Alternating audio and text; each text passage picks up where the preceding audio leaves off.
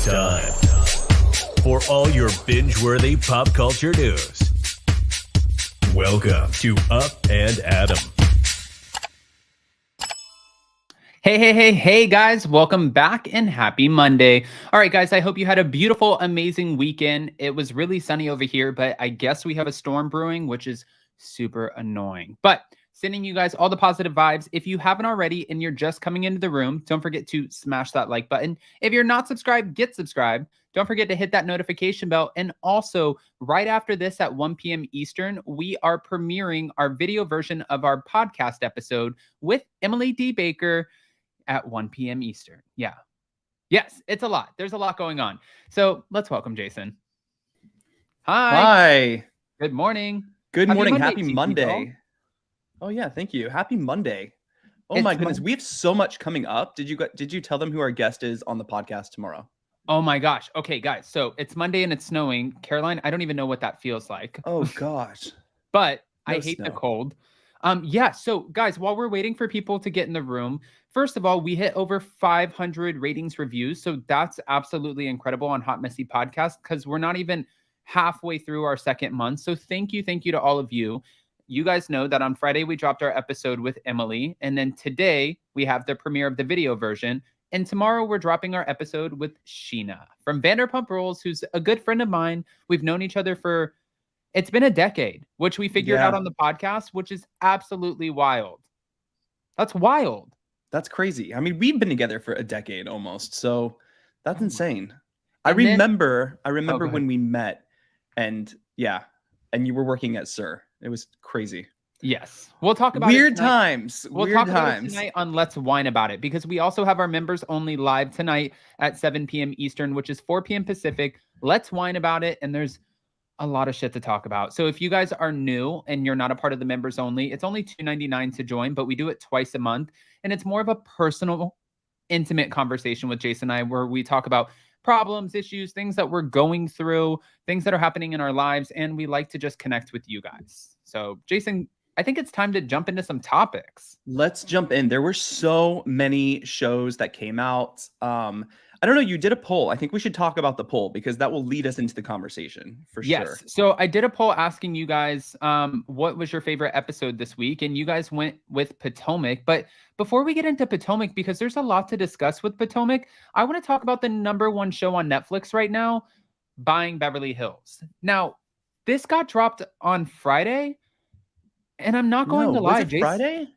Yeah, it was Friday. Did we binge it that fast? We binged the entire thing. I remember when we got to the last episode, and I'm not going to tell anyone what exactly happened. Yeah, don't ruin shit. I hate people like that. I know, but you ruined it for someone apparently because we didn't know about a certain something. Yes. Oh my God, I'm that person. Yes, this thing right here. No, you don't know what's going to happen. And then it kind of leaves you with a cliffhanger. Here's the thing about Buying Beverly Hills, right? We have so many real estate shows. I feel like $1 Million Listing has seen its day. Like when Selling Sunset came out, it's done, right? When Selling Sunset came out, which was amazing. Selling Tampa, not so much, not because of the ladies, but because it's Tampa. No offense. I'd rather watch Selling Palm Beach or Selling Miami or we can Selling say that we're Lauderdale. Florida residents. Yeah. So that was cool. But the thing about Selling Sunset is it felt very produced now. Everyone comes in, they sit at their desks, and we have a meeting with Jason and Brett, and it's like, okay, this just felt more natural Buying Beverly Hills, and I think maybe it's because we have some familiar faces, or maybe because it's just a different echelon of, it's not Hollywood Hills like on Selling Sunset, or Selling OC was really good. But yeah, Selling OC was good because they started to mix the genders, right? It wasn't just all women with like these two twins. And then, you had, that's not what I meant, but you have like the two twins, right? But then, for Buying Beverly Hills, if you guys haven't watched it, Mauricio talked to E! News, and I think he said it best. It has that sort of family situation, but everyone has known each other for a long time. So there's not really new agents coming in. There are some newbies, and there's like a younger demographic that's starting to kind of immerse themselves into the real estate world. But what I love to see here is we've seen Kyle Richards on the Real Housewives of Beverly Hills for a long time. And on top of that, we've always seen her with her sister, Kim, or now all of the drama with her sister, Kathy. And we see her daughters come and go. We know that they're, related to the Hiltons. We have that sort of in the back of our head. But seeing Mauricio operate with his daughters and get a little bit more business oriented, I think it was refreshing. And then I thought it was refreshing $156 million homes. because it's interesting to watch like Alexia, who has to deal with the problem of being, okay, I'm the daughter, I'm the actual daughter of Maurizio, and I'm coming into this and trying to prove myself as a young agent. And we also get to follow some of the young agents. We were young agents back in the day. We did real estate for like a year. Guys, we were the worst. We were the worst. We sold like $1 million of real estate. We're like, we're done. That's it. Yeah. That's it. When I'm watching the new agents and they're getting kind of coached, they're saying, how much have you sold this year? And they're like, it's my first year. I've sold 6 million. I'm like, girl, you're killing it. You're killing it. We sold 1.4, 1.5. I think that was it. That was the max. It took us a year and a half. And it is the most excruciating business, especially in Southern California, in Beverly Hills. Of course, when you get into those kind of, upper echelons of luxury real estate. But it's fun to watch the young, people and the differences between the new agents who are not Mauricio's daughter, and Alexia. Alexia sounds just like Kyle. It's kind of doppelganger. Ridiculous. If you close your eyes and listen to her, it's Kyle. Yes. And all of the mannerisms. And you know what I thought was cute here? First of all, the oldest daughter, Farrah, is a powerhouse.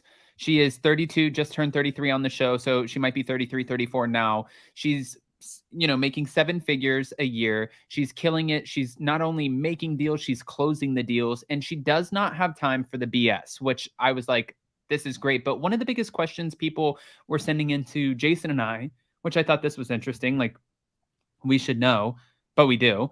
They're like, why is Kyle Richards not featured on Buying Beverly Hills? Well, this was just an issue between the networks. Kyle Richards, she did make a brief little cameo. I don't want to ruin that for anyone, but it was via FaceTime. Because she signed with Bravo, she's not necessarily allowed to appear on Netflix. And they asked Mauricio, E! News, they said, why would you not bring Buying Beverly Hills to Bravo instead of Netflix? And he's like, well, we've gone global. We just opened a new agency in Amsterdam. Amsterdam is where Netflix's headquarters are. And Netflix is global. So we wanted to go with a global streaming service. I think first of all, this guy is very smart business-wise. It makes sense, right? I mean, Bravo is just so overproduced, and their real estate shows are just like kind of on a downward spiral, right? We don't have $1 Million Listing New York anymore. I don't know how LA will do. The real estate shows, if you want real estate shows, Netflix has them. Even if you want design shows that have to deal with real estate, Designing Miami, about the young couple who have competing interior design firms, is amazing. Netflix does great real estate shows, like great. I love it. TT Doll, thank you so much for the super chats. I love Buying Beverly Hills. I'm a ride or die Umansky fan. Okay. All right. Now, that's all. We're going to leave it at that because I don't want to ruin anything for you guys. Once we get into like a week and a half, 2 weeks into the show, it's #1 on Netflix right now. But then I'll start ruining things for you guys, and then we can open up the conversation. But I want you guys to see it. Ebony Dick said Dubai Bling. It's amazing. Yes, 1,000,000%. Also another incredible show. Netflix is doing the damn thing. I'm not mad about it. Not mad at all. Now, you guys asked us to talk about Potomac, or you guys said that Potomac was your favorite so far, favorite new episode this week. So I want to get into the shenanigans a little bit. I talked about this and said at BravoCon, Chris Bassett and I had our differences. Candace and I had our differences. We had this sort of Twitter back and forth. I hate social media back and forth. I really can I say loathe them? Do I say despise them? Yeah, I don't know. No, I loathe social media. So yes, they're awful. I despise social media. So going back and forth and having the conversation, I'm like, talk to me. So we had this big miscommunication that got really not fun. And then at BravoCon, I was able to walk up to Chris. I saw him standing by the bar and I was like, hey, nice to meet you, whatever. And we squashed that beef. like they say on Watch What Happens Live. So that was great. Now I'm watching Chris Bassett on The Real Housewives of Potomac, and I see clear as day, Michael Darby has made an exit because Ashley Darby filed for divorce. Michael Darby was the easiest target. Gets caught in his underwear in the hotel, gets caught allegedly grabbing the cameraman's ass, gets caught in these weird situations where he might or might not be talking about Juan Dixon's, So he's an easy target. The women can talk about him all day, and Ashley just has to kind of take it because what is she going to say? Now that he's gone, Chris Bassett is clearly the new target. It's kind of as clear as day, and I'm not just saying that because you just made up with him or whatever it is. I'm looking at it as a viewer. Now, Real Housewives of Potomac is a show for me that I don't love talking about, like Real Housewives of New Jersey, only because I love watching it so much, and I feel like I just want to leave it alone. But with Chris here, we have so many receipts of Michael Darby. We have receipts of him in hotel rooms. We have receipts of him, smacking asses, or did he do that? I don't know. You have receipts of Michael Darby. You don't have receipts of Chris. And then all of the sudden, now all of these things are coming forward, right? Giselle's accusation, Ashley saying that someone else, met him at the rooftop, one of her friends, and he got really close to her. It just seems strange. It seems like there's a reach for some kind of storyline here. And Candace is right. When she called it out last episode and she went to production, she's like, y'all have Michael Darby. You don't need to go after Chris. She was pissed, but rightfully so. Ebony Dick said, love and support. Thank you. We love you, Ebony. My thing here is Teresa Giudice just did the BravoCon panel, right? They asked her, what are 2 things that you regret? She said something about Danielle Staub yanking Margaret's hair. Okay. And then the second thing was spreading this rumor about Jackie Goldschneider's husband. She said, I heard it, so I mentioned it because I thought it would make for great TV. This is the issue that I have here. I understand you ladies are signing contracts, and I'm not defending anybody here, but we're signing contracts because we're interesting enough to be on a show and hold our own. Now, when you start making up, these storylines or coming to somebody about their husband or their wife, and you don't have the receipts, you're simply smearing their relationship. You're smearing their name. People are going to walk up to them, automatically assume that they're a cheater or some low-down loser. And you're doing this because you're like, oh shit, this is good reality TV. When if you don't have the receipts, you really should not bring this up. It's kind of pathetic. Giselle has a history of doing this. She has a history of concocting things and planning things. As much as I do like Giselle on the show, 100%. She does have a history of doing this. And also, Candace made a really good point with Ashley, and it kind of made me look at Ashley a different way. She was like, I brought you the Michael stuff to you, not in front of a group of women. Right. Also, this was Wendy's moment when Ashley brought up this, situation, but I brought it to you privately. You're bringing it out in front of the women, and it just makes it look a little shady, just a little bit. This isn't shade towards Candace, but when she said that, when they did the flashback, it was still on camera, and Giselle was still there in the room from what it seemed like from the camera angles. So it's still kind of like in front of people a little bit. No, I don't think Giselle was there. Was she? That's what I thought that was a private moment. In the live chat, you guys can let us know. I could be totally wrong. This is not, again, I'm trying to understand everything that's going on. However, when you see Ashley Darby and they're going around doing this little burn session, which this is already problematic. Like, this is going to be a big issue. You're inviting the ladies to what you're calling a burn session. Wait, shall we go over everything Wendy did wrong? First of all, the group text. You should have invited everyone personally and made it like a thing. It would have been a lot better. Second of all, you call it a burn session, so you just want problems already. Like, right. If I'm invited to a burn session, it's not like a makeup session or a chat session or let's have a discussion session. It's called a burn session, girl. Like, this is not going to go well. By the way, Giselle was there. Sorry. Okay, she was there. Yeah. Yes. But no, you're absolutely right. You're calling this a burn session. So it's setting the tone of what exactly, like Mia had it right when she walked in. She's like, oh, I don't want to be burned. And I'm like, watch out, Mia, because you're about to be under fire. And the way that this worked, if you guys didn't catch the episode, was they were supposed to have one person who was front and center. They were going around the table, and then everyone had to write something down that they wanted to address with that person. And if you had nothing to address, then you could write down something positive. Giselle had no time. She's like, girl, we are not writing shit down. Like, let's get to the point. You want to go around the table? Let's talk about it. I don't have time to write shit down. And then we get to Robin. And Robin's like, at this point, we're water and oil. We're not mixing. It's not going to happen. You don't like me. I don't like you. Let's just decide to go our separate ways. But Dr. Wendy Osefo leads with, you got aggressive with me and had to be held back. And now I felt like that's kind of a problem. Robin's like, you've got to stop saying that. Nobody holds Okay, listen. Yeah, she called Charisse, and we got the replay of Charisse like kind of holding her back, but it wasn't like I'm holding you back from like you're about to attack her. It was like, sit down. You know what I mean? That's the way I saw it. That wasn't the question though. It was, did Charisse have to put her hands on you? And Charisse put her hands on Robin. So technically, I know, Dr. but it Wendy wasn't, Osefo was right. like I said, it wasn't like I'm holding you back. Like I'm not grabbing you to hold you back because you're about to jump across the table like Monique. Like that wasn't what happened. What happened was Charisse was like, okay, sit down enough. You know what I mean? Calmed her down, not really held her back. I mean, I listen, I completely agree with you here. And then of course we continue on the conversation and we go over to Ashley Darby, who wants to bring something up, which I was kind of shocked by because earlier in the episode, we get a nice moment with Ashley Darby and Candace Bassett. I was like, okay, we're coming back together. I totally forgot that Ashley introduced Candace into, you know, the group. And then here we are again. And Ashley's like, listen, since we're putting this all out there, I just wanted to say to you that I have a good friend who was at this spring event, and she let me know that Chris was getting a little bit too personal with her. And Candace is like, I'm not buying shit that you guys are feeding me. I'm not buying it. And she's like, okay, well, you know, you can just pretend like it doesn't exist. And Candace is like, well, that's what you've been doing for a long time with your big bulbous forehead. Listen. If Chris is sliding into all of these DMs, show us receipts. Like we live on receipts now, right? Lisa Rinna couldn't show us receipts from Beverly Hills.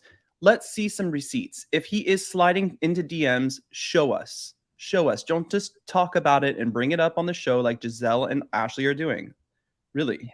Yeah. I mean, and that's the thing is like, I don't like when there's not, first of all, Ashley, this is why this is kind of not landing for me. Ashley originally brought this up to Robin saying, you know, why are you messaging me sliding into my DMs when your wife's at home? Your wife's not at the top of the W with you. And Robin was like, hold on, I can clear this up. 1, he didn't slide into your DMs. 2, he responded to a story. And 3, he manages the restaurant at the top of the W. And Ashley's like, oh. Then Mia's like, your man was looking at me at the spring event. And Bravo kind of debunked that right away. And they're like, here's Chris not looking at her. Here's Chris not looking at her again. And then, of course, we don't have footage of him and Giselle speaking after the reunion. So there's that. I don't know. You know what I have to say, though? I'm really kind of enjoying Robin. This is the first time since the show has started I've actually enjoyed her. I've always called her boring because she's been really boring and redundant for like, I don't know how many seasons since she started. But I like her insertion now. And it's really strange because last year I was so team Wendy and now I just, it's flipping for me. Like, I really feel like Wendy is like the odd one out this year. I feel like, but I think it's because they feel like Wendy, I mean, they all had the same concern with Wendy, that they want to get to a better place. They feel like she's very dismissive, but that's just like something that I think I have a few friends, and I'm defending Wendy here because I have friends who we didn't hit it off right out of the gate. And I was like, you know, you come off kind of like, do you even like me? Do you want to be around me? Why am I in this situation? And it's just sort of that persona, I guess. That's who they are. People tell me all the time when they meet me, like, Adam, you're very cold. You always tell me that. You're like, you're very cold. And I'm like, no, I really like that person. You're like, well, I couldn't tell. And I'm like, I'm not trying to be a bitch. I swear to God, I really like that person. So I'm going to defend Wendy on this one. Now, I'm starting to notice what the ladies are saying, though. This better than mentality is really showing from Wendy, in my opinion. Like, I just see this kind of like, I'm better than you kind of attitude. And it's straight. It's just weird to see Robin kind of like Omar, I think Omar said in the live chat, she's finally getting a backbone and she's standing up on her own. Now, I'm curious to see if the Green-Eyed Bandits will stay together this whole season and if they're going to have trouble in Paradise, because we do need them to like split up just a little bit. Yeah, but if they do split up, I'm wondering if Robin's going to attach herself to Charisse, because it looks like it's kind of going that way as well. But I wanted to Am bring I up, wrong to say I don't mind Charisse? I don't mind seeing her back on the show. Am I no, I wrong to like say her on that? the show. I do too, because it makes the dynamic has changed. It makes Karen uncomfortable. She comes in and Charisse is not afraid to say anything. So I really think I like it. But what I didn't like when I saw Charisse was her instantly agreeing with Robin, because she knows that Robin and Giselle probably fought to get Charisse back into the group because they knew that she was carrying this Karen Huger allegedly cheating bone. So I feel like Charisse, as soon as Robin called her and she was like, Charisse, did you put your hands on me or not? And she's like, no, I did not. And it's like, the footage does not lie. You put your hands on her. Okay. So now I know, but honestly, if she was holding her back, though, she would have stood up. Everyone in the live chat was saying She that would she have was stood holding up. her back. Listen, is Charisse sitting in a chair holding her back? She stood up. Did she? Yes. It's not, I don't know. This was not a Monique Candace moment to me. Yes, I feel like it was just a little over exaggerated. Do I think that Robin was really trying to like get a hold of Dr. Wendy? No. Do I think that it just, yes, exactly. But I wanted to ask you guys something, because I asked you, every day we post new polls on Hot Messy Podcast YouTube and over here on our community tab on our YouTube channel for the Addams family. And when we do, I love to see what the results are. First of all, you guys are shady as hell, because anything that's negative, those polls are shady as hell. What are you talking about? When I ask people to vote in the poll and like, who's messier, Adam or Jason, or who spends more money, Adam or Jason, or who's worse on Adam or Jason, all the negative always goes to me. What the is that? So I asked you guys on Hot Messy Podcast YouTube channel, and I'm not always the one making the polls. Usually Jason makes those polls. We kind of bounce back and forth on that one. But do you think that prenups are necessary? Because I had, a few people say to me like, oh my God, a prenup is ridiculous. And I've stood in this. I've never swayed from it since I've started talking about it, since Teresa Giudice didn't get one. My parents have been married multiple times, and I've seen my parents have a lot, and I've seen them lose a lot.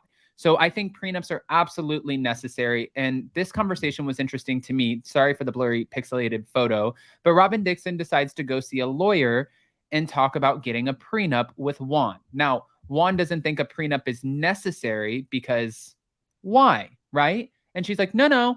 When you were making all of the money, you thought a prenup was necessary. So now that I'm making all of the money, I want a prenup, and I want an infidelity clause. I mean, again, I'm not a huge fan of Robin, but I'm a huge fan of this choice, because now tables have turned a little bit, right? And I don't know. I'm sick of following the whole Juan and Robin kind of marriage situation. Yes. It's just like like I said, it's redundant at this point. And get a prenup if you want to get married, or just do something. I'm glad that she's kind of like interjecting herself into the show a little bit more, instead of just like being Giselle's sidekick. But I really don't care about their marriage, and this cannot be a storyline. This prenup cannot be the storyline the entire season. So I'm glad she has Wendy to fight with. I mean, Bunny Chick said Robin is yelling while everyone sits unbothered. That's true too. Like Wendy, that's one of the worst things. I think Wendy really bothers Robin though. But there are two things that you can do, in my opinion, that can really agitate somebody. One is calling them by the wrong name. And a lot of people will do it on purpose. They'll be like, hey, Josh. And you're like, my name's Jason. I've said that to you 5 times. Okay, Josh. And you walk away, and it's like, that is so disrespectful, but you know what you're doing, getting under someone's skin. And then the second one is when someone is so frustrated and they're yelling at you and they're trying to just like get it out. And you're like, is that necessary? Why are you yelling at me? It just pisses people off. Yeah, I agree with that. Wendy can, in that kind of situation, that's where she wins, because she can let you go off the handle and just watch you go off the handle. And it's like, okay. I mean, but then again, Dr. Wendy Ostefo got pretty heated when they started all talking about Eddie and these alleged cheating rumors that they panned back to, that Giselle passed that bone off as well. So all of the women, I don't think that it would be normal. I don't think there's one person that exists on any of these housewives shows that don't get into a moment where they find themselves out of character. One, you have an entire production team pushing you and pushing these like half the time false narratives about you and your family or your businesses, which is like, shit, shut the fuck up. Like, I have to deal with this when the show's over and you guys are pushing this. And then 2, you have a group of ladies who are sitting there and they know how to poke the bear. So if you have a moment out of character, I think it's just like par for the course. I've never used that phrase, par for the course, but yes. Par for the course. TT Doll, thank you so much. Get a prenup, y'all, if you're getting married. Yes. You know what I will never get sick of on the Real Housewives of Potomac? I mean, last season we saw a lot of it, but I love Giselle's relationship with her daughters. I love how they call her out. I love their dynamic. I just really love those moments. We need more of those. I just feel like, you know, they hold Giselle accountable. First of all, they laugh at her. I don't find there to be one really weak cast member this season. No. Oh my God, no. Yeah, I'm enjoying everybody. If anything, I saw where it was kind of going wild yesterday where, here we go, Mia Thornton decides to share with everybody how she met her husband. And everyone's like, okay, great. So she casually shares that she was in Miami. He was a married man. And then he came and had sex with her on the beach. And then he ended up marrying her. Is that not? And then he's sitting there asking him, like, what are the rules for Miami? Because, you know, it can get crazy. Like, what does that mean? What does that mean? If I met you in Miami the way they met, and then I'm going back to Miami and I'm sitting there asking you what the rules are, I'd be like, well, the rule is if you cheat, yeah, get out. But I don't know. They have a strange relationship anyway. They have.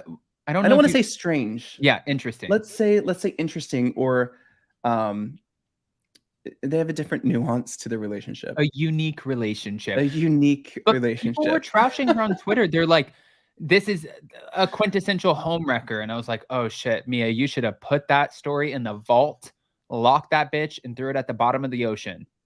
Okay? Because this is like, okay, bunny chicks. Mia's love story is a bit cringe. I mean, you literally just admitted that you stole some other woman's husband, had sex with him on the beach, and then you landed that man. While people were watching and they all knew and they loved it. And they all knew and they loved it. Again, a unique relationship. A unique relationship, yes, to say the least. Now, I also want to go back into this. It was brought up a little bit since we're talking about Potomac, and I want to ask you guys in the live chat if you think this is true or not. We've been hearing rumors about Karen Huger and her driver and this man that she was going around going to dinners with. They called him Blue Eyes. Was she cheating on Ray? Was she not? But now it looks like she is clearly avoiding Charisse because Charisse might be sitting on some information that, well, Karen doesn't want out. And when Ashley, Darby, and Candace are talking at Candace's house, Candace is like, you tried to creep around, girl. Your ass is busted. And I'm wondering, like, I think that Karen really thought this was dead. It was a dead story. She's moved on. She's the Grande Dame with La Dame. She had her, like, little 2-episode spinoff, and she's like, I'm doing the damn thing. And then, boom, let's disrupt the whole situation with Charisse. Charisse might have the real information, and this makes Karen incredibly uncomfortable. Again, you know, whether it's true or not, I want to know. And yes, this is where Charisse comes in and the dynamics change. This is what could solidify her a spot on the show next season, 100%, because she is changing the dynamics. Karen doesn't want to be near her at all. You know, is she interesting? It would be an interesting concept to bring Charisse back, and I'm here for it. I mean, I agree. So we have a lot to look forward to going on in Potomac. I'm so happy our Potomac ladies are back. I'm kind of happy that Beverly Hills is over and we have like this little sort of long pause into 2023. But since Beverly Hills is over, we are hearing rumors of a cast shakeup. Now, we did a video on this yesterday, but I want to pick your guys' brains. Hi, Joe Mendoza. Welcome into the chat. You're late. No, I'm kidding. Guys, 300 in the room. Go ahead, smash that like button. I wanted to ask what your thoughts were on this rumored cast shakeup. So from what we're hearing, it sounds like Crystal Kung Minkoff and Diana Jenkins might be on the chopping block. Mind you, real quick, I want to open this up for discussion. However, nothing has been confirmed by Bravo. So really at this point, we're not saying anything is true because Bravo hasn't made this decision. But is that a bad decision? No. Crystal and Diana gone? Yeah. And I'm not saying, you know, I like Crystal. Diana, I could have dealt without the whole time. I thought it was just really ridiculous, you know, listening to her story coming from Bosnia and being in wars and conflict zones, and then saying that, you know, her wallpaper is whatever the hell it is and her 7 different houses and how she can't go into stores because she has allergies. Girl, bye. Like, we don't need you. Crystal is just like, it just doesn't fit. You know, I think she would have been better on a different show or maybe with a different cast, a younger cast, something like that. I just not, it doesn't work. So would I think that would, yeah, that's a good call. I think Dorit needs to be a friend 100% because she is a friend currently on the show. She just holds a diamond. Right. But the rumor is that Lisa Vanderpump and Brandi Glanville might be getting ready to come back. I mean, that's what I want to ask you guys. So we've heard in the past where she said that she would never come back, Lisa Vanderpump. TT Doll, thank you so much. People say Carlton is coming in as a friend of. I don't believe that rumor at all. But we've heard that, you know, from Lisa Vanderpump that she said that she would never return to the show. Now, she doesn't need the show. She has a lot of money, a lot of successful businesses. She has a brand new grandbaby. I think she's happy. And Vanderpump Rules just finished filming season 10, which from what we're hearing, there's a lot of drama. They're definitely going to get picked up for a season 11. So she's very successful in her own right. However, it kind of gave me the Heather Dubrow vibes, right? Heather Dubrow was getting taunted. Her and Kelly Dodd kind of went back and forth. They didn't agree on things. Heather did not want to film with Kelly. She didn't want to put herself around Kelly. So Heather Dubrow told the network, from what we heard, I will come back, not with Kelly Dodd, which made the network have to decide, who do we think is more valuable in this moment, Kelly or Heather? And it kind of seemed like they put a lot of eggs in one basket, which would be Heather Dubrow, and that didn't really land for season 16 because the ratings were still kind of shit. However, for this season, or next season of The Real Housewives of Beverly Hills, I could see where maybe Lisa Vanderpump might return if Lisa Rinna is not in the equation. I think she can move forward with Kyle. I think that she already has a great relationship with Garcelle. Garcelle's son is working at Lisa's restaurant. Garcelle came to that event to support Haiti at Tom Tom. They were seen filming a scene together for either Vanderpump Rules. It was Vanderpump Rules for Vanderpump Rules at Pump Restaurant. So they already have this dynamic. And I think that she can get past whatever problem she had with Dorit. And for Erica, Erica's not even a match for Lisa Vanderpump. She'll look at Lisa, or she'll look at Erica and she'll be like, girl, go get back your earrings and shut up. Get out of my face. I honestly, you know, Lisa has a lot going on. And as you said, she has a lot of businesses, successful restaurants. Vanderpump Rules is coming back full force season 10. It looks like those storylines and those things might carry the show a little further than that. I mean, like, listen, I never thought it would go beyond season 9, Vanderpump Rules. But do I think Lisa Vanderpump would come back? 1000%. It just needs to be that opportune moment for her to come back and really showcase. Will it be a Heather Dubrow moment? I don't think they're going to do that. I think they need to make a big stink if she does come back, of course, because that would be a big deal. Brandi coming back, I also think would be great to put back in the equation. 100%. Yeah, I think both of them coming back would be a great idea. Will it happen? We can only hope, because we don't need a Crystal. I mean, as much as I like her, we don't need a Diana Jenkins. You know, she doesn't really. We don't really need to doesn't fit in. She fits in just as much as she fit in at the reunion, you know? So no Diana Jenkins. And yeah, let's like regroup this. Make Dorit a friend. Bring Lisa and Brandi back. Let's call it a day and see how it goes. I also, Brian Scott Patterson said it's verified that Heather Dubrow is joining as a friend. I've heard rumblings. Who verified this? I'm curious, because I was also thinking that they might bring, I mean, she teased it at BravoCon. She's like, we sold my $55 million, 25,000 square foot mansion that was custom to me. And I bought this $11 million penthouse in LA. So yeah, you guys know, you never say never, but I love diamonds. And I was like, oh. Okay, girl, we get you. Joe says, can you imagine if Heather being Real Housewives of Beverly Hills is a trade discussion to have her over there so Teddy can be on the OC? What is this, Joe, like sports trading? Listen. OC wants their ratings to go up, not down. I don't think Teddy will be going to OC. I don't. If anything, I think eventually they'll bring Kelly Dodd back with Vicky, who is filming. I think that will happen in the future. Can I just bring something up really quick? I was talking about this earlier. Teddy was talking about on Two Teas in a Pod, which I find this to be absolutely ridiculous because she's been very vocal in the past about Kathy Hilton. Teddy was at BravoCon. You guys can check out my pre-record. I really go into like detail about this, but Teddy was at BravoCon and she was talking about how she was in the press, line, and she had her little booth kind of table set up while Tamara's running around and doing everything she was doing. And they were bringing people up to Teddy for Two Teas in a Pod.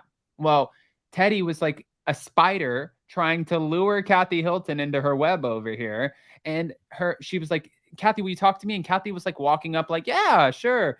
And Kathy's publicist grabbed her and said, no, she can't talk right now. She needs to eat a cheeseburger. And I was like, wait, that's the excuse. Yeah, that was the excuse. And Teddy was like, I would have thought that she would have wanted to talk to me. Like, I'm kind of shocked that we didn't have that conversation and the publicist pulled her away. And I'm thinking in my head, in what world why would you be shocked that Kathy Hilton is not talking to you? Have you listened to Tutti? It's your podcast. Have you not listened to it? Do you not know what you've said? I mean, listen, if I were anyone's publicist, you would not be doing that show. But that's, No, I like the podcast. The pod is great. Yeah, I like the podcast, but I wouldn't let a client go on the show. You know what I mean? I mean, unless they just really love that person, like if they're really advocating for that person, yeah, sure, let them go on the show. Like Teresa would be great to go on the show because she wouldn't give a shit, and they would try her, and Teresa would be like, click, I'm out. Smash that like button, people. Show some love to Adam and Jason. Thank you, TT Doll. I'm going to use that excuse for the rest of my life. Sorry, I can't talk. I need to eat a cheeseburger. I mean, I'm sure the publicist was like, what else can I say to get her out of this? She needs a cheeseburger, which really he wanted to say, never. Thank you so much. Taking her away. I mean, exactly what Jennifer said. Guys, 400 in the room, smash that like button. I'm not surprised that Kathy wouldn't talk to Teddy. I mean, there's no way that Kathy would want to talk to Teddy. There's nothing that would come productive out of that conversation. And the problem is Teddy's been immersed into that housewives world. She knows you want that shock factor. You want that soundbite. You want that one thing that's going to get you picked up by every major media outlet. So Kathy would walk up thinking she was doing something sweet. And hi, Teddy, how are you? They've met each other, obviously. And Teddy would be like, so do you think that you won't return if Lisa Rinna comes back next season? And what are your real feelings about her? Trying to get something. I mean, but people have already asked. The thing is where we are with the Real Housewives of Beverly Hills is a pretty unfortunate place because it's become so toxic. It's become so dark. I think Lisa Rinna, I love her as a performer, as an actress, as anything else except the Real Housewives, because I think it's just toxic for her as well. Yeah. And we really need to kind of push that away. We need to revive the show a little bit where it can be dramatic and it can be, also fun. There's nothing fun about watching Beverly Hills anymore at all. It's always something that is just so, you can't believe the things that have gone on. I mean, look at Erica and talking to Jax. Look at Erica and just Erica. Look at, Lisa Rinna and this failed takedown of Kathy Hilton, which she came in with a project and she's done this before, and I feel like we need I think we need a familiar face, which would be Lisa Vanderpump or Brandi. We need the drama, which is Brandi. Yeah. And we need this. I think that revival would be fun. And then maybe we can start getting rid of the other ones that don't need to be there anymore either. I agree with that. I do agree with that. And, we're going to obviously have to wait and see. I had something at the tip of my tongue and I totally forgot what it was. Damn it, man. Oh, I was going to say that Lisa Rinna also, when she co-hosted with Ryan, on the talk show, she's great. She's great. I can't believe I'm saying that, but I really like her outside the show. Like I said, I just don't like her on the show. I feel like when she brought Eileen Davidson on the show, I feel like Eileen got a taste of what Lisa is like on the show. And she's like, I just can't do this. You know what I mean? I mean, I was thinking about that today. I was like, well, Eileen was great, but I didn't think Eileen was great. I mean, she wasn't great in the sense of she doesn't make the show. She's not one of the front runners, but she's a good other housewife. You know what I mean? Yeah. What do you think about this? Sorry.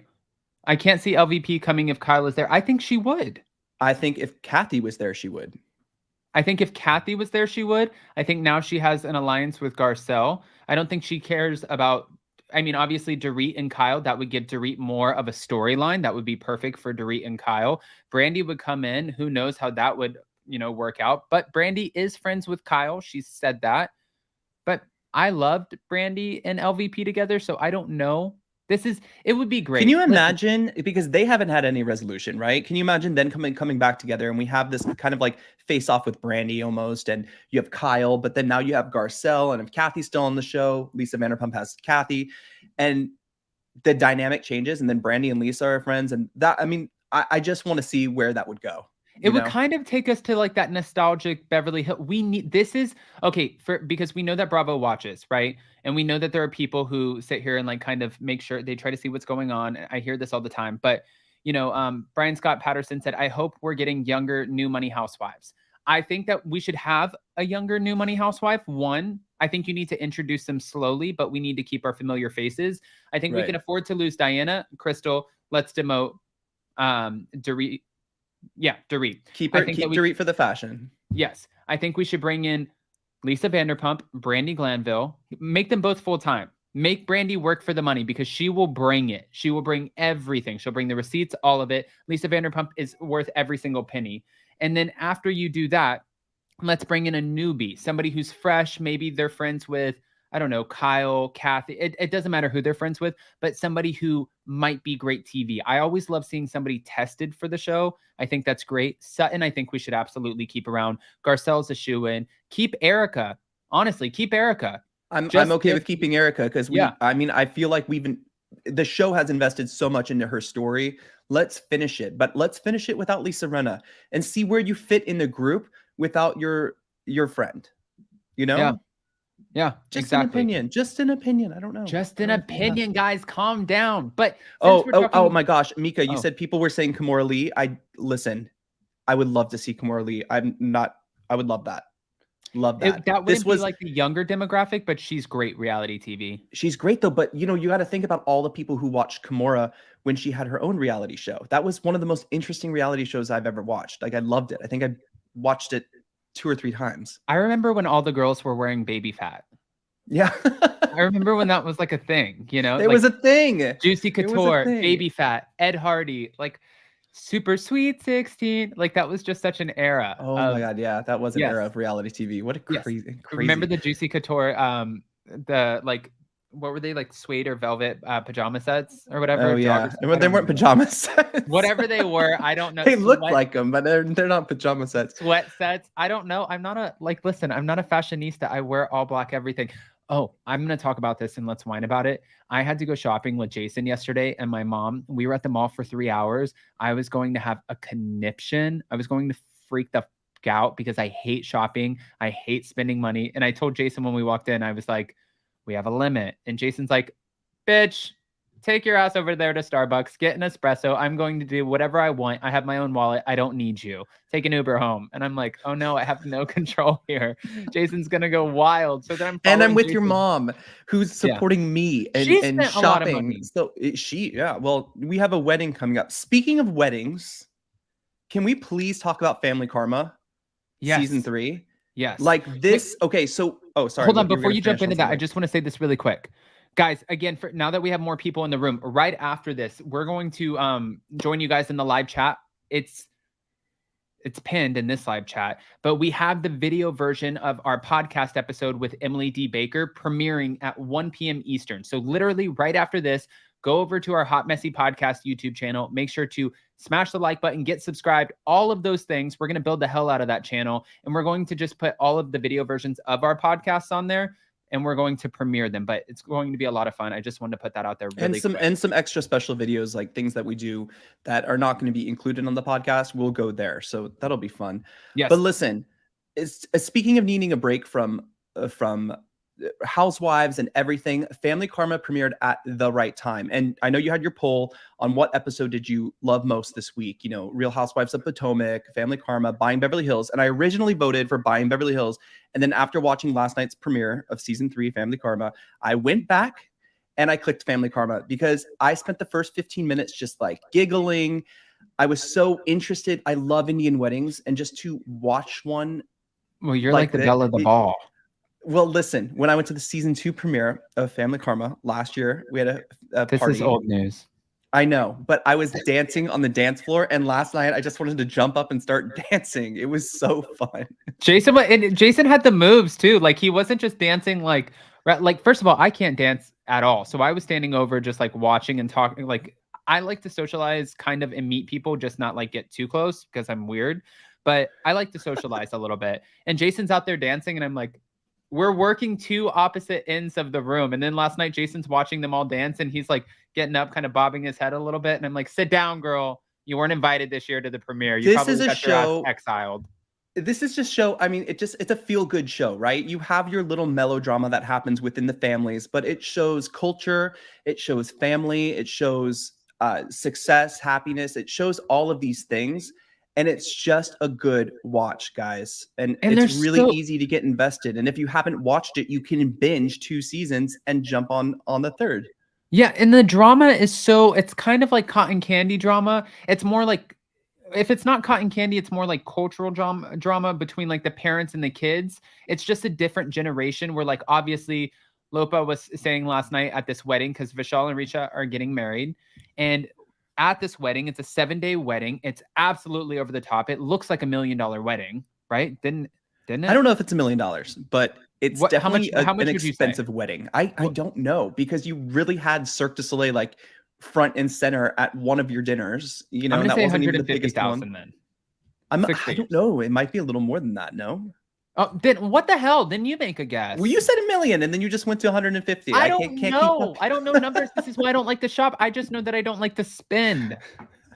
I don't know what shit costs because I don't spend it. There's not one person on Family Karma I do not love. I love all the aunties. I love Bali. I love Vishal. I love Richa. I love all of them. I love Monica. I love Raj, her dad. Like it's just such a great dynamic. And to find that, especially down here in South Florida, you don't realize there's such a huge Indian community down here. And I think it's just a fun show. Like I can't talk enough about it. It's great. Well, they even said that they say this on the show, like the Indian community down here, they're very close and everybody knows everybody's business. I would imagine, listen, I didn't really grow up in like a community where everybody knows each other's shit. Like even in my family, I'll have people who will check up on me and they're like, Adam, what's going on? And I'm like, mind your business. None of your business. Adam, when are you getting married? I didn't call you. You called me. I don't want to answer your questions. Is there any other questions? You're saying that we have an Indian family just without the Indian. No, I'm saying that I can't relate to this at all, but I love it and I wish I could. I wish Bali, like I want to be related to Bali. I love Bali. I love Brian Binney. I love Amrit. They're all great. Vishal. Honestly, they're all so much fun. And then Anisha, when she came in and she like all of a sudden made this grand entrance. Guys, if you're not watching Family Karma, the reads, the sassiness, the generational, like just even the fact, like, you know, I think it was Brian's dad and mom, they were doing a confessional and Brian's dad was like, you know, if Dharma doesn't like the girl that Brian's seeing, she's gonna be like, fucking hate that bitch. and she goes, no, I don't do that. And she's like, well, maybe sometimes I do a little bit. It's just a good time. I can't, you know, listen, we're not even paid to talk about Family Karma. We don't get paid to talk about any of these shows. So when we like something this much, it's actually a really good show. It's a great show. I mean, I don't say that. There's a lot of shit that I don't like. I usually try to keep it to myself, but for Family Karma, and this is the thing too, I had somebody who messaged me on Twitter and it went into my message requests because you guys can just tweet me too. It goes, I'm like the worst tech millennial, anything social media. I said this at the beginning of this. I just am the worst at responding. I've even had to tell like, you know, a few of our favorite people on here that, but somebody messaged me and they're like, oh, you went to the premiere, you know Bali, you know these people, so that's why you're advocating for them. No, I don't care. I know Vanderpump Rules people. I know some of the housewives. That doesn't mean that I'm always going to advocate for them or say that their show's good. Sometimes I think some of the episodes or the shows are shit. Family Karma is not. Family Karma is worth the watch, and I think it kind of gives me early Potomac vibes when everyone slept on the first like 4 seasons of Potomac. Remember when they had like the white kitchens and it was like it didn't compare to like Atlanta, Beverly Hills, New York, or Jersey. But now it's like, oh, we're there. We're grand. Like I feel like Family Karma is going to be one of those slow pickups. The proof is in the pudding. Okay. We're getting a wedding, an Indian wedding straight off the premiere. And I think we're going to get a gay wedding in the same season. So what show? I mean, Vanderpump Rules relies on weddings just to get to the next season. We're getting 2 in a season, and it's just going to continue. It's a great show. That's all I have to say. I love the diversity in it too. Silly Rabbit, thank you for the super sticker. I also saw where you said something up here. Let me bring it up really quick. Adam, when are you and Jason getting married? Jason, when are you and Adam getting married? Officially or unofficially? silly rabbit. Tricks are for Twitter. No, I'm just kidding. Did you know that Lala appeared in an episode of, are you saying Keeping Up with the Kardashians? Oh, it's the poker game. Yeah. I knew that. It was with Randall. Thank you so much for the super sticker. Yes, I agree. Family Karma is great and entertaining. 100%. It's a must watch. I think that the season's going to be great. And what I was going to say is I love that. Yes, it's the Indian culture.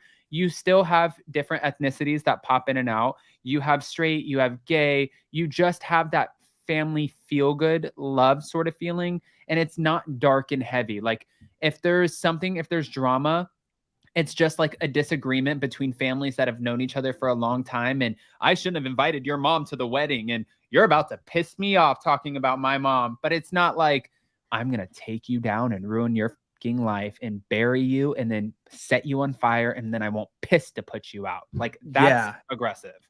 And I have victims. No, that's not this show. And I think, the time slot and the night that Family Karma is on it's perfect. It's a nice Sunday night watch. You can watch Potomac and go straight into Family Karma. Fantastic. When I was at when we were at BravoCon, I was in the back with Emily and I was talking to Bali, and she said that for Andy's Legends Ball that they were all going to dress up in traditional Indian attire, like what we're seeing at the wedding. And she's like, is it too much? We really felt like we wanted to represent. I'm like, girl, do you see your booth downstairs? Like the big setup that they put for you guys, the Family Karma. Do you remember that, Jason? When we first walked in, like how big it was. There was the lounge. Bar. They had a whole Family Karma lounge. It was beautiful. It was great.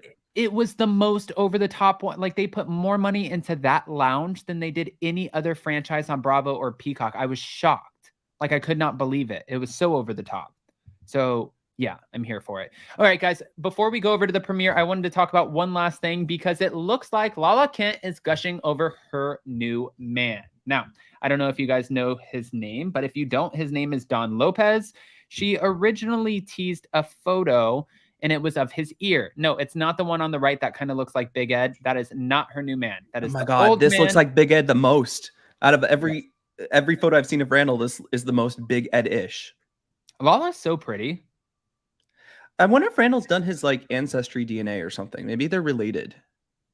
You're an asshole. No, I'm serious. Like they have a lot of features that are very similar. No, you're doing that on purpose. You don't mean that. I do mean that. They both have dark hair and dark eyes. So are you related to Big Ed then? You have dark hair and dark eyes. No, we don't have that many features that are similar. Oh, okay. TT Doll, thank you for the super sticker. That's messed up. Joe Mendoza, thank you so much. I'm not Big Ed. Guys, just look at this real quick. That's like the Big Ed who can ride roller coasters, get past the height zone. But yeah, I'm done with you. But getting back to it, she has a new man. Listen, Randall Emmett deserves everything that's coming his way. Plus some, her new man's good looking. His name's Don Lopez. He's a model. She was gushing over him. She's like, put a baby in me now. So obviously things are going good. She said at BravoCon that she's having lots of sex like Erica Jane. Who knows what's going on? But what I can say is he's obviously much younger. Lala said that he has a neck. So that's great. Did Lala get LASIK? Like this is a complete opposite. Look at this guy. He's like stunning. And he has a neck. Lala gushed about that.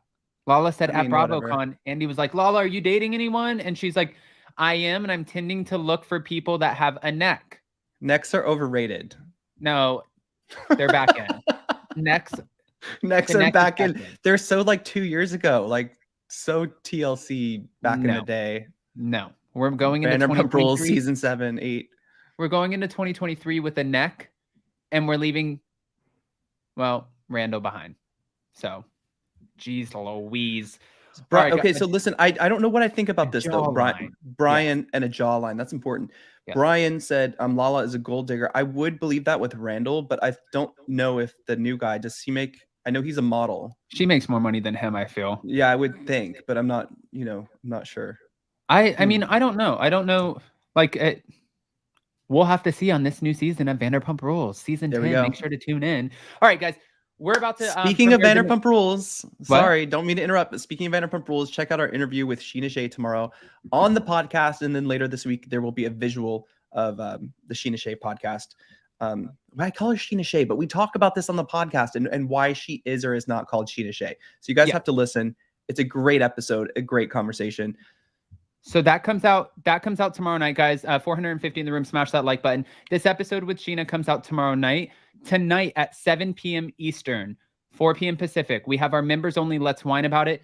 Trust me when I say we have a lot of shit to talk about, a lot of personal things, just a lot to get off of our chest, and really kind of just filling you guys in on what's been going on. I'm going to have to kick my mom out of the house because I'm going to have to talk a little bit about her as well. I'm kidding. I wouldn't do that. She's a member. Kidding. But I wanted to bring this up really quick. Share screen. So if you guys don't know, because a lot of people aren't privy to it, you guys can go to our community tab right here. This is home.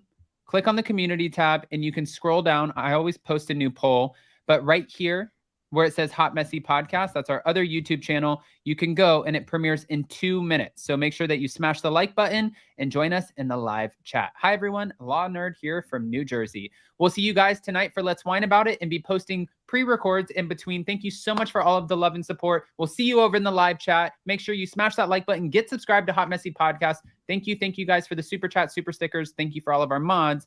And we're going to talk some shit tonight. Jason, say goodbye. All right. Bye, everyone. Love you guys. Bye.